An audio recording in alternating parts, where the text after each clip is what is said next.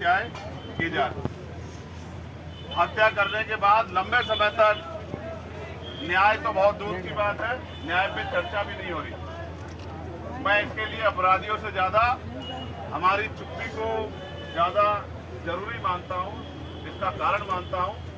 जितना आप लोग चुप रहेंगे और अन्याय को सहते रहेंगे, उतना ही अन्याय हमारी तरफ बढ़ता रहेगा।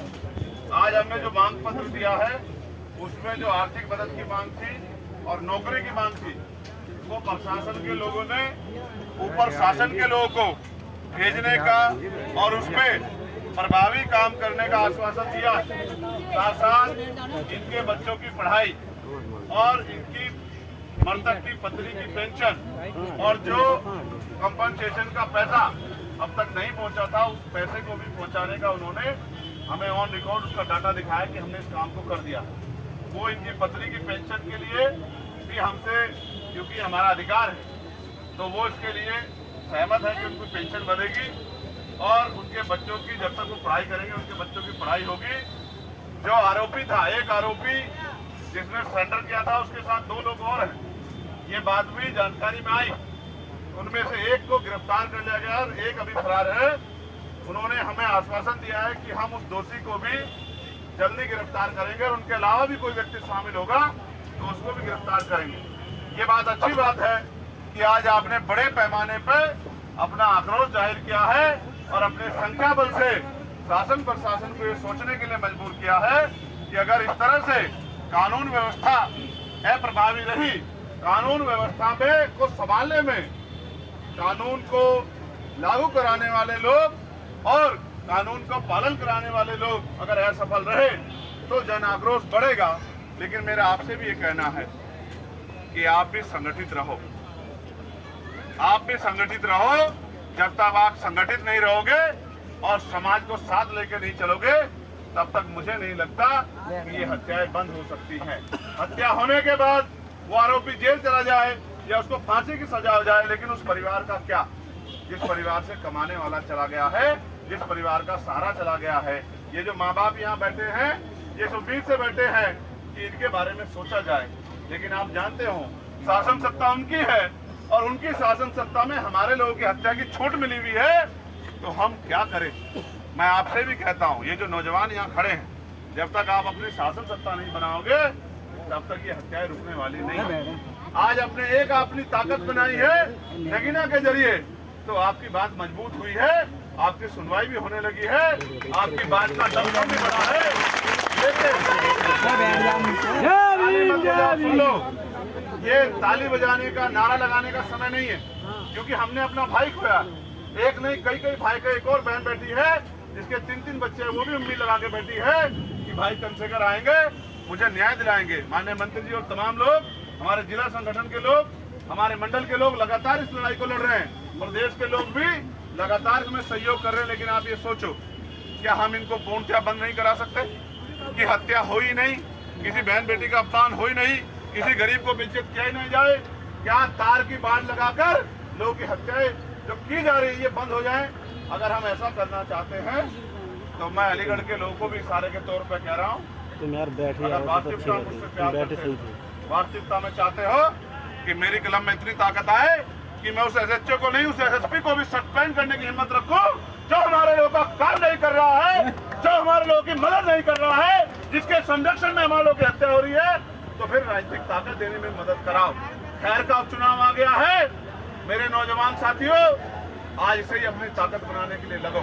और इस बार जब खैर में उपचुनाव हो 6 महीने के अंदर, तो आजाद समाज पार्टी का मेंबर ऑफ असेंबली एमएलए वहां से जीत के जाना चाहिए। यही इस परिवार को सच्ची श्रद्धांजलि होगी और यही हमारी ताकत का बनने का काम यहाँ शुरू होगा।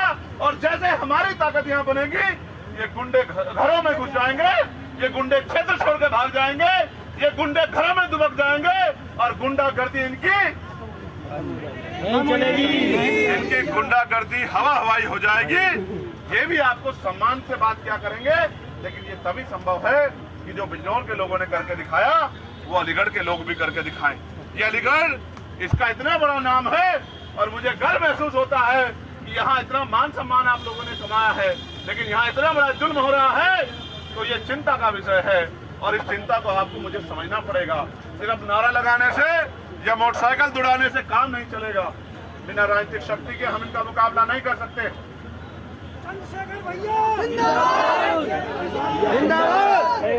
ये जो नारे लगाते हैं ये काम नहीं करना चाहते हैं, ये नारा लगा के बात को खत्म करना चाहते हैं। मगर मुझे बताओ, अगर आज मेरे हाथ में ताकत होती तो मैं इस मीडिया को यही सरकारी नौकरी की घोषणा करवा के दिखाता। आप लोग उत्तर प्रदेश में भाजपा को ताकत दे रखी है और भाजपा के लोग सत्ता में बैठे हैं और ऐसे मुख्यमंत्री बैठे हैं जिनके राज में दलितों को घर से खींच के मारा जा रहा है, पिछड़ों को कंठ लगा के मारा जा रहा है और धर्म के नाम पे मुसलमानों को जुल्म जाति का शिकार होना पड़ रहा है।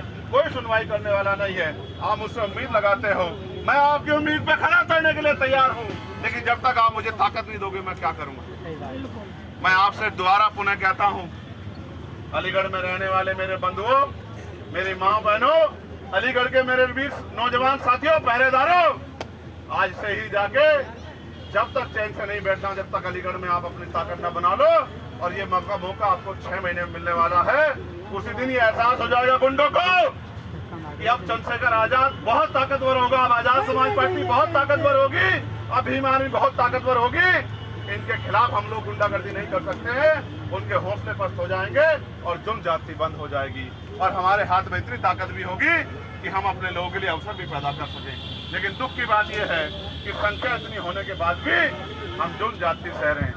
इसलिए मैं आपसे ये उम्मीद भी करता हूँ कि आप मेरी बात को पहरेदारी देंगे और यहाँ से जाने के बाद अपनी जिम्मेदारी खैर विधानसभा में जाके लगा के और भाईचारा बना के खैर में अपनी ताकत बनाने का संकल्प भी यहाँ लेंगे। लोगे नहीं लेंगे बताओ? ऐसे हाथ उठा के मुट्ठी बंद करके जो हाथ उठाएगा उसी को माना जाएगा कि वो पक्का। पीछे हो जाओ, देखो ये जुल्म जाति की बेड़ियां काटना इतना आसान नहीं है, बहन बेटियों की सुरक्षा करना आसान नहीं है, इन गुंडों से अपने गरीब परिवारों का संरक्षण करना आसान नहीं है, क्योंकि कहीं ना कहीं गुंडों को सत्ता का संरक्षण प्राप्त हो रहा है। इसलिए अगर सत्ता संरक्षण को तोड़ना है तो पहले उनसे राजनीतिक ताकत छीननी पड़ेगी और राजनीतिक ताकत छीनने से काम नहीं चलेगा, राजनीतिक ताकत अपने हाथ में भी लेनी पड़ेगी, तभी काम चलेगा। और आप जानते हो कि कभी मैंने आपको निराश किया?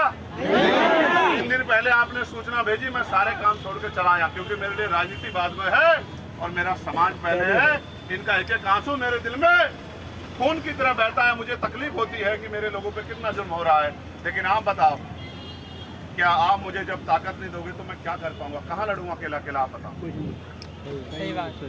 आज अगर हमारा आदमी असेंबली में होता तो ये मामला असेंबली में उठता और मुख्यमंत्री से जवाब मांगा जाता कि किस तरह से गुंडों को संरक्षण देकर दलितों की हत्या करवाई जा रही है, ये सवाल पूछा जाता। लेकिन कोई है नहीं वहां मेरा, तो मैं क्या करूं? इसलिए मैं आपसे आग्रह करता हूं, मेरी तकलीफों को समझो। मैं सुख सुविधा के लिए राजनीति नहीं करता, आप इस बात को जानते हैं। मैंने 4 गोलियां खाई और 16 महीने जेल काटी। मेरे शरीर में इतनी हड्डियां नहीं, इससे ज्यादा मुझे लाठियां पड़ी है। मेरा एकमात्र लक्ष्य ये है कि आप ताकतवर हो जाओ और बाबा साहब अम्बेडकर मान्यवर काशीराम साहब का सपना पूरा हो जाए, आपकी हिम्मत बढ़ जाए और जो जानवर समझ के आपकी हत्या कर रहे हैं उनको भी, उनके भी दिमाग ठीक हो जाए। लेकिन ये तब तक संभव नहीं जब तक आपकी ताकत नहीं बने। और मैं इस परिवार से भी कहना चाहता हूँ कि जो परिवार हमारा है, जब आपने भरोसे से हम लोग को यहाँ बुलाया है तो आप अपने आप को अकेला ना समझो, पूरा समाज आपके साथ है। पूरा समाज आपकी एक आवाज पे आप उठ के खड़े होकर देखो, जहाँ तक आपकी निगाह जाएगी वहीं तक आपको खड़ा हुआ नौजवान और जिम्मेदार हमारे साथी मिलेंगे। हमारी माएँ बहनें भी डटी हुई हैं। ये सब लोग आपके लिए इकट्ठा हुए हैं, इनके दिल में आपके लिए दर्द है और ये चाहते हैं आपको न्याय मिले और ये भी चाहते हैं कि आगे ऐसी कोई घटना भी ना हो। लेकिन आपको भी समझदारी दिखाने का समय आ गया है, आप भी समझदार बन जाओ। हमें संरक्षण करने के लिए एकजुट होने की जरूरत है, इस बात को भी समझना पड़ेगा। ये जो एक और छोटी बहन जो शास्त्री गेट से इनका मामला हुआ है, हमने उसमें भी पुलिस और प्रशासन से मांग की है कि इनकी मांगे भी पूरी की जाए। मैं इस बहन को भी आश्वासन देता हूं कि जल्द हम आपकी भी उसी तरह की मदद करेंगे जिस तरह की मदद इस परिवार ने की है। आप भी चिंता ना करें, आज के जितने मामले थे हमने सारे अधिकारियों को दे दिए और उन पर जल्द से जल्द कार्रवाई होगी। लेकिन मैं पुनः आपसे कह रहा हूँ, महसूस करो, गौरव आपका सगा भाई होता तो आपके दिल में क्या बीतती?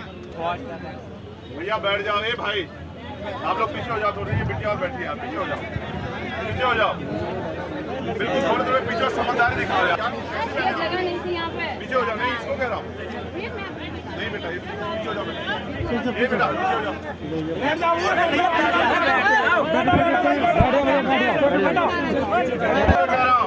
क्या इस परिवार को न्याय मिलना चाहिए।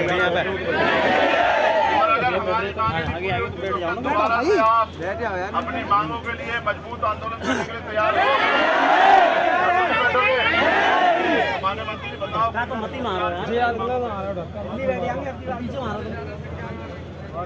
मैं आपको विश्वास दिलाता हूं कि उत्तर प्रदेश में हो रही जनजाति घटनाओं पे हम पार्लियामेंट में भी सरकार को चैन से नहीं बैठने देंगे। पार्लियामेंट में भी सवाल उठा के इस सरकार से जवाब मांगेंगे। इस गुंडागर्दी को हम लोग स्वीकार नहीं करेंगे। लेकिन सड़क में क्या आप हमारा साथ देने के लिए तैयार हो? तो जो तारीख तय करके मैं आपको बताऊंगा, फिर उस तारीख में कमर कस के रखना। रख लोगे? देखो, अन्याय करने वाले से अन्याय सहने वाला ज्यादा दोषी होता है। अगर हम इस हत्या पे चुप रहे तो कल किसी और की हत्या होगी।